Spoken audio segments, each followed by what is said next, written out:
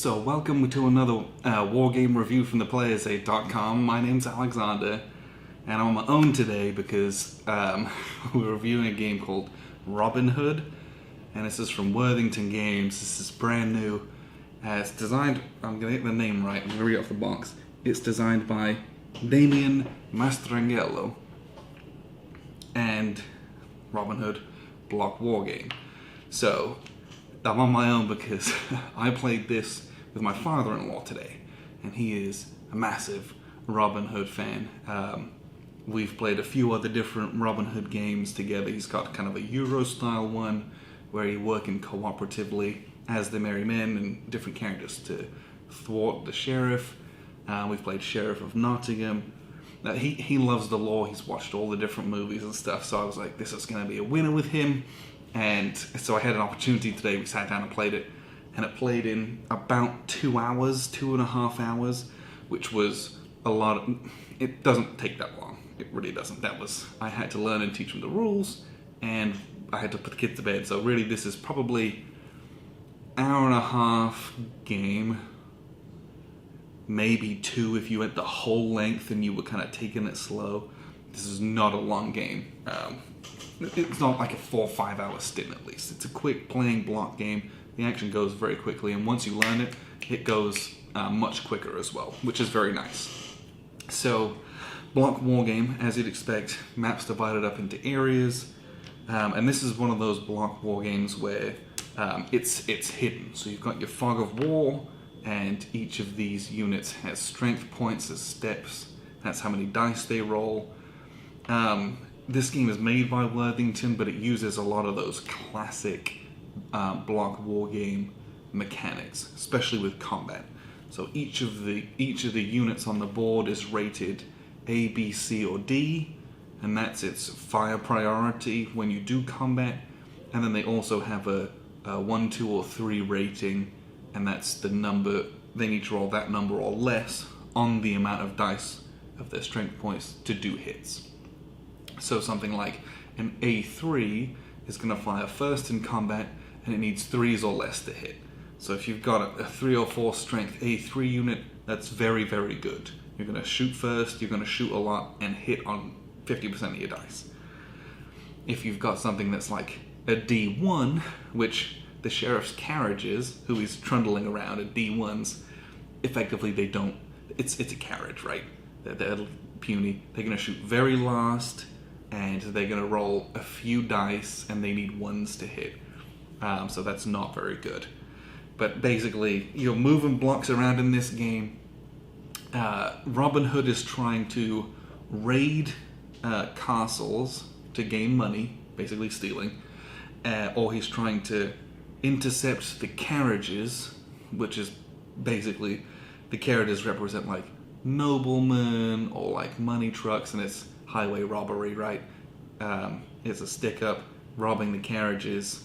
He gets money from doing that as well. The sheriff, on the other hand, they can go and raid Robin Hood's camps and get some money that way, but it's more efficient way of getting money is by capturing the enemy characters and by executing them, by basically upholding the law as brutal and totalitarian as it was. So the game has kind of normal units. So there's like merry men, or like a little set of archers. There's camp guards, and there's like pikemen and Normans for the sheriff. But there's also character blocks. Like we have Little John and Friar Tuck, and they each have corresponding character cards on them, and the character cards have, it's flavor text. It's effectively got their blocks, their listings down here, and that's because they use this as a health tracker, but if they ever get down to 0, if they're defeated in a battle specifically, they aren't killed, they're captured. So you take their card, and there's a little captured track down here, you stick them in prison. And then the sheriff, so that's every time you capture someone, sheriff takes 2 gold.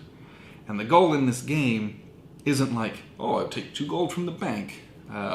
There's 35 gold pieces in this game, and Robin Hood starts with 10 of them, and the sheriff starts with 25. And so whenever you gain gold, you gain it from the other player, and you're just taking it back and forth. So it's actually like this tug-of-war victory points, which I really love that style of game. It's very much a back and forth. It's not like, oh, I can race to get some points, and I can get some points here. It's, I'm taking it from you. So not only am I gaining more, you're losing some. I really enjoy that, because even a minor victory actually hurts them as well as gaining you, and I think that works really well in this. But capturing guys, the sheriff gains 2 gold, and then if they can execute them, they gain another 3 gold. So there's a lot of money at stake if you can capture the ringleaders and kind of do justice on them, so to speak. So there's some asymmetry in what you're trying to do, because once those guys are captured and are in jail, you will put them in one of the 5 castles, and then obviously the Robin Hood player has chances to go and attack the castle, defeat the defenses, and then they can free the prisoners, and they can get gold back that way.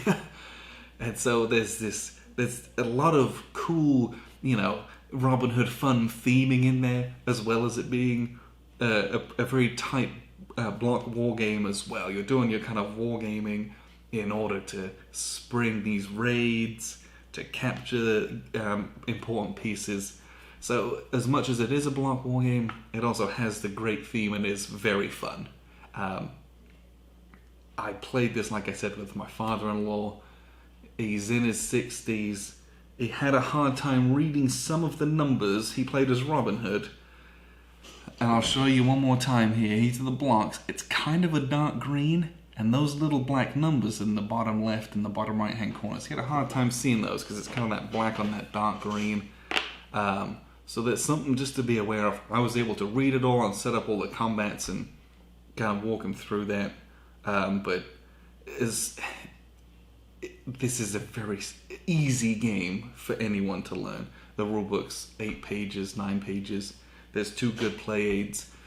Some of the rules in the book were either a little vague or were just worded kind of weirdly.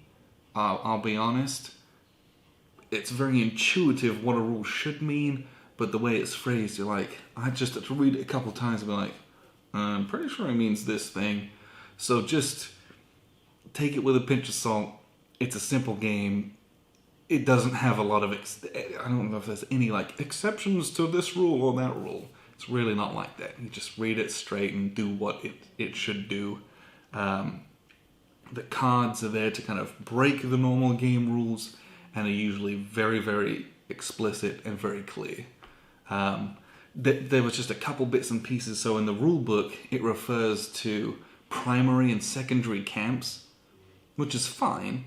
But the board, written on the board, it says main and minor camps. Now, it's obvious what those should be and how those correlate, but the terminology doesn't. So it's just one of those examples where, use your brain, but, there's some bits in the rule books like that where I was, looking for a primary camp, and I was like, obviously it means the main and minor ones when we were setting up the game. But so there's a couple bits and pieces like that. Just... It's totally fine. The game is not poorly written or anything like that. Just use your brain when you're reading the rules, that's all. What I'll do is I'm going to show you the board and just a tiny bit of how it works, and then I'll wrap up with a few final thoughts. So here's a look at the map. It's just very big, bold, clean map. Obviously it's area movement, as most block games are. We're divided up into, there's forests, there's clear spaces, there's spaces with lakes and water, but a lot of that is just flavor. This is considered a clear space. There's towns like Lamley, Nottingham, Newark, and then there's the castles. So you've got Nottingham Castle, Newstead Castle, Norwell Castle, Cromwell Castle, and Stamford Castle. And then the other major kind of terrain feature is obviously the roads, which help with movement. And then there are some little, this is a minor camp for Robin Hood. This is a major camp. Oh, yep. This is a main camp, and this is a minor camp. That's kind of the Robin Hood players' kind of bases are in these forests. And obviously the sheriff player, their bases are the 5 castles. So the game plays, it's a card-driven game. The deck's actually really small. A few cards here and here. And what you do is you're going to shuffle up the cards, and everyone gets dealt 6.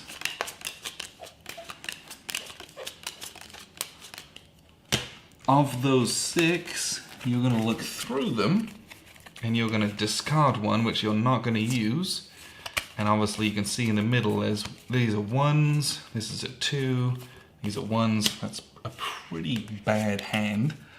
This one has an event, a 1, 2, 2, 2, 1. And the 2s, it's your movement points. It's how many areas you can activate for movement. So the more, the better, typically speaking. An event moves no one, but the events are usually pretty good.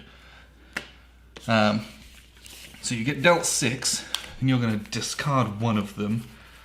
So you're going to say, okay, well, we don't want to do this one. Okay, great. And these guys are like, well, don't care about this event, so we're going to cancel that one. Maybe we'll, yeah.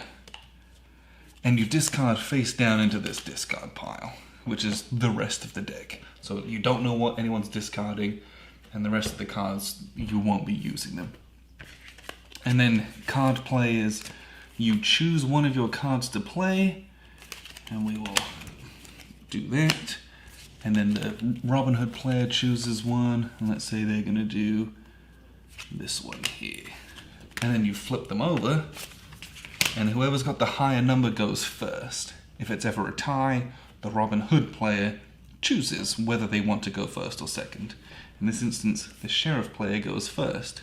So they've got 2 moves, and the event at the bottom, which is blue, is triggered. The Robin Hood player, their event gets triggered as well. So, blue player, tax is increased. Gain 1 step to any character. Now you can see at the bottom here, these are the Robin Hood characters. Friar Tuck's got 4 steps. Right now he's got 3 because he took 1 wound earlier on. This was at the very end of our game. So I've got Sir Guy and the Sheriff are the only 2 Sheriff characters. Sir Guy is in this camp, so we're going to gain him a step back with that event. And we've got 2 moves. This event's going to trigger as well. So that event goes off. So I'm going to gain the step and forego my move. Yeah, I'm going to move. And I've got 2 moves, so I can activate 2 groups. You can see here in my castle I've got 3 blocks, and I've got Robin Hood who's captured. So I want to keep that under lock and key. So my 1 move is I'm going to move this group.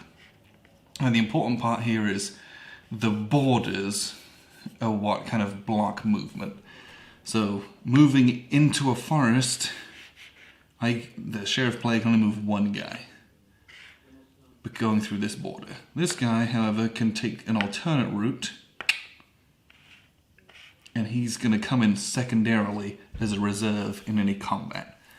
And my second move, this is my carriage. My carriage is going to score me victory points if I can, which is gold, if I can get it off the edge of the board. So it's got a movement of 1, but if it's only moving on roads, it moves 1 extra space.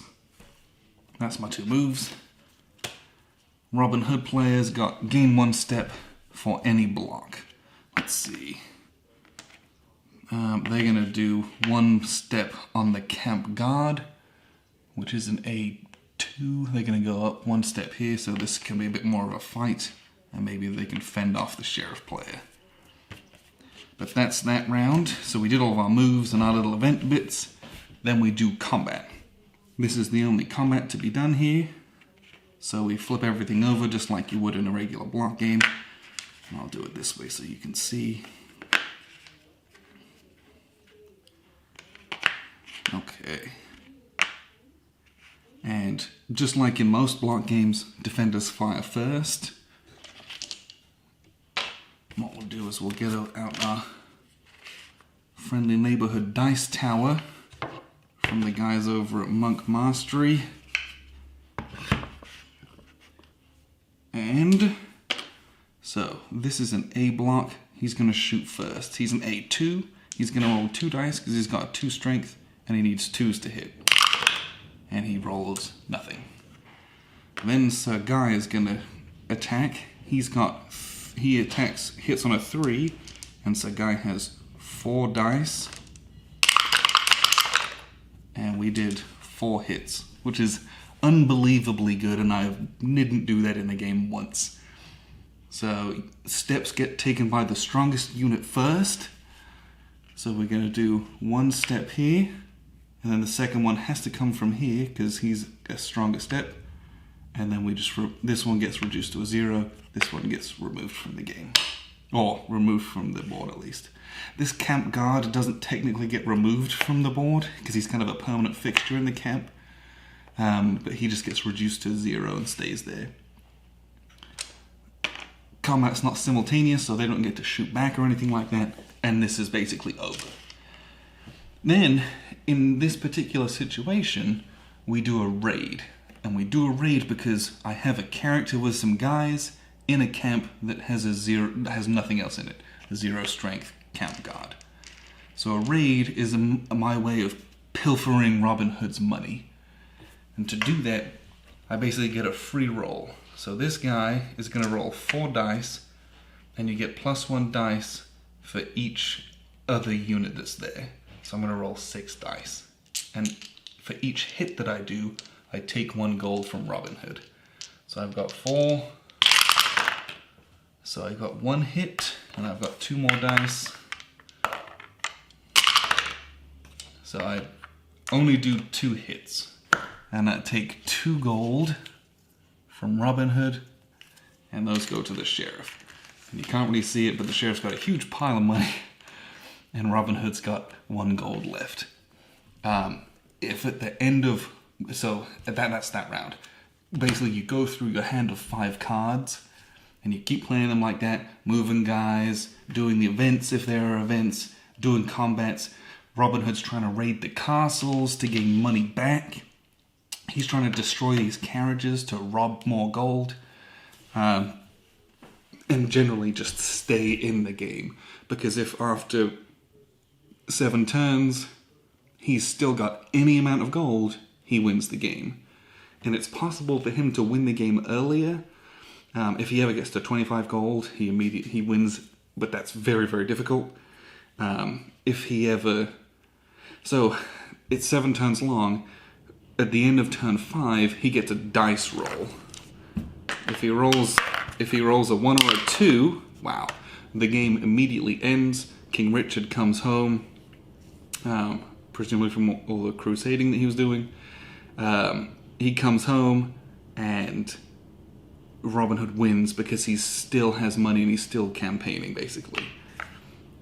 If at the end of turns, if he messes up this roll, and it's like a 6, you just continue on to turn 6. However, at the end of turn 6, if Robin Hood's still in, he's going to roll that dice, and instead of a 2 or less, on a 4 or less, he's going to win the game. So it's imperative that the sheriff player gets going early and can just sap Robin Hood's money to avoid those dice rolls. Because after turn 5, 1 in 3 chance you're going to lose the game. Turn 6, 2 in 3 chance you're going to lose the game. If the end of turn 7, you will lose the game. So if he doesn't drain his funds, the other way for the sheriff to win is by obviously killing Robin Hood. And in the game that we played, I had Robin Hood captured, and there's basically a timing mechanism. At the end of each round, Robin Hood is in a little captured box over here. At the end of each round, he loses a step. If he ever gets to 0, he's executed and the game ends. And there are other cards. So if we look here in the sheriff player's hand, when I play this card, not only do I get my 2 moves, but this event, gain +1 step, to any one pikeman or Norman unit, it also has this executioner symbol, which means I put a cube on every person who's in the prison. And I'll show you that here real quick. So on this side of the board, there's this little track. Here's this kind of stacks of money. Robin Hood doesn't have very much, and the sheriff does. But you can have up to 4 guys captured, and if you'll play the executioner, each one loses a step. It's very, very bad. So I'm, as the sheriff, furiously trying to kill these guys, because when I capture someone, Robin Hood loses 2 gold. If I can successfully execute them, he loses 3 gold. So Robin Hood's trying to raid and take all my money and kill the carriages and rob me, and I'm trying to like kidnap him, capture them, and put them to death, which is pretty brutal when you think about it, but that's how that takes a lot of money away from Robin Hood and his merry men. So all in all, it's a really fun game. I'll just wrap up with a few final thoughts here. So that was a look at the map, and as much as I could kind of fit it in, it's kind of a big board, and I'm working in with kind of a tight space here, but I had a blast playing this, and it was nice to play it. So my father-in-law doesn't normally play these kind of games with us, or when he does, he's kind of like just in it so that we have another player if it's a 3-player game, and it's kind of like, okay, he'll play along with us, and me and Grant are taking it very seriously, and he's like, sure, whatever. But this game, he was like, yeah, was all in on it, and we had a great time playing it, so it was very enjoyable for me to do that, and to see him kind of pick it up and get it, and not only to get the rules, but to get the flavor and how the rules work into that was really fun and made this a really great game for us to play together. So this one's a keeper for me because I have at least one opponent outside of Grant that I know I'm going to play this with from time to time as well. So that's awesome. Anytime you've got a simple war game, you can almost trick someone into playing a war game, because the step from this to something like Richard III, which is like, that's a war game. It's a block war game from Columbia. The theming, whilst isn't the same, the mechanics are very, very, very similar. You just strip off the Robin Hood aspect of it, and you've got yourself a really fun war game. That actually plays in about 40 minutes. That's a really quick game. Beautiful, by the way. But this is like a gateway war game, because the theme is something where, oh yeah, I'll play a Robin Hood game. You're like, sweet, and you teach them this, and then it's really easy to get someone playing this to play something else, because they already know the rules for almost every other block war game, frankly. And so that's really neat to kind of play this as that, and I can lead into some other bits and pieces as well. I thought the characters were cool because they all have kind of different stats. So like Maid Marian, she chucks 4 dice, but she does it like very first in the round. She's an A, but she only hits on a 1, so she's not that great. But then you've got Friar Tuck, who shoots dice and hits on 3s or less, but he's a C rating. So balancing who you've got together, trying to disguise where Robin Hood is so they can't capture him, because that's very bad, is neat. There's a bunch of different cool stuff like that.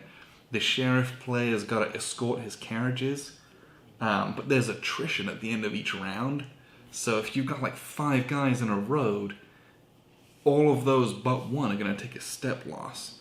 So I found myself doing some really interesting, pretty serious war game supply lines, where I'd like put guys on different spaces and kind of line them up so I could move my carriage through protected areas whilst minimizing my attritional losses. And so it was really interesting how that worked out with the few movement points that you have and setting that up and maintaining that. But the game actually has a lot of very interesting little strategic bits whilst being very approachable, especially theme-wise and rules-wise, without being overwhelming and scary to non-war gamers. So, good way to get people into wargaming. But if you like war games, this is beer and pretzels. Have a good laugh. feel like I'm chucking some dice, doing some wargamey type things, but it's still really, really good fun. So I appreciate you guys tuning in. So this is Robin Hood from Worthington. This just came out. This was fresh off the boat just a month or two ago, just before WBC. We got this in the mail. I had a blast playing this one, and I've been Alexander from theplayersaid.com.